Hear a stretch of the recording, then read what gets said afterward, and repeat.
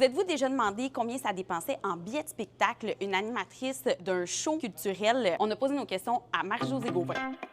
Tu vas animer le nouveau magazine d'actualité culturelle, pas pour rien. Oui! Fait que j'imagine que la culture prend une grande place dans ta vie. Et est-ce que ça prend une grande place dans ton budget? Oui, assurément. C'est ce que j'offre le plus en cadeau. Aussi, au-delà dans mon budget personnel, c'est vraiment ce que j'aime donner le plus à mes neveux, à ma mère, à mes amis. Sur quel type de billet tu as tendance à le plus dépenser? Ah, c'est sûr, c'est les concerts de musique. Ah ouais, beaucoup. J'aime. C'est ma façon de voyager aussi. Je suis pas quelqu'un qui voyage beaucoup, mais quand j'y vais, je dois avoir un show à l'horaire.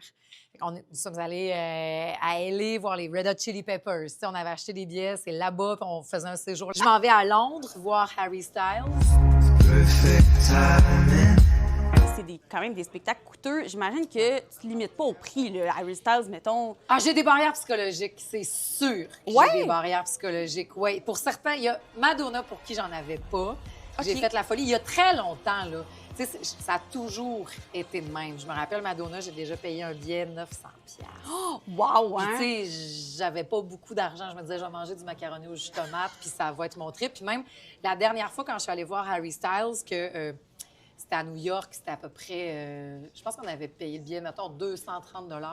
Mais je savais qu'autour de moi, il y a des gens qui avaient payé bien plus cher à cause de la maudite tarification dynamique qui m'enrage. Il y avait le même discours que j'avais quand j'avais pas beaucoup d'argent. Ça me nourrit plus que ça me vide les poches. Je vais trouver une solution. C'est là-dedans que je veux mettre mon argent. Fait que ta limite mentale va être plus sur si l'expérience en vaut le coup, la limite est peut-être plus loin, dans le fond. Ouais! OK.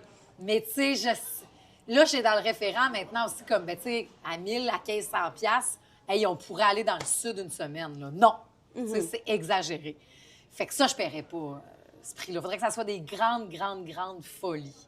C'est-tu Madonna qui t'a coûté le plus cher dans tes billets? Madonna est celle qui m'a coûté le plus cher. Il y a Belle Lurette, là, il y a très longtemps, quand j'avais vraiment pas beaucoup d'argent. Mais mon truc, c'est que j'oublie comment les choses coûtent. Je le paye une fois, puis après ça, tu m'entends jamais redire ça parce que je veux pas que l'expérience soit un chiffre. Je veux que l'expérience soit un feeling d'émotion. Est-ce que tu calcules un petit peu ton budget de culture ou tu regardes pas ça non plus?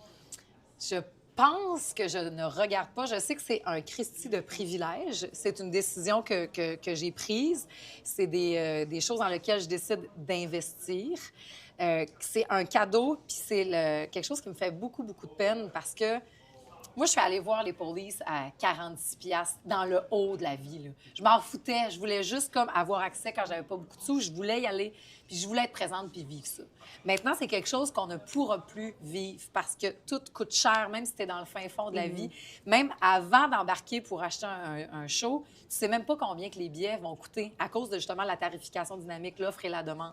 Ce que je trouve complètement injuste. Puis la revente aussi. Ça me choque des gens qui achètent plus de billets pour en revendre plus cher. Vous faites partie du problème. Il faut que la culture puis que les shows, même si tu as moins de sous, c'est correct, j'irai pas au parterre, je m'en fous. Mais il faut que j'aie accès en haut. Je peux être dans le fin fond de la vie puis quand même vivre cette communion-là avec tout le monde. Puis maintenant, ça, c'est plus possible. Puis je trouve ça vraiment déplorable. Puis ça me fait suer.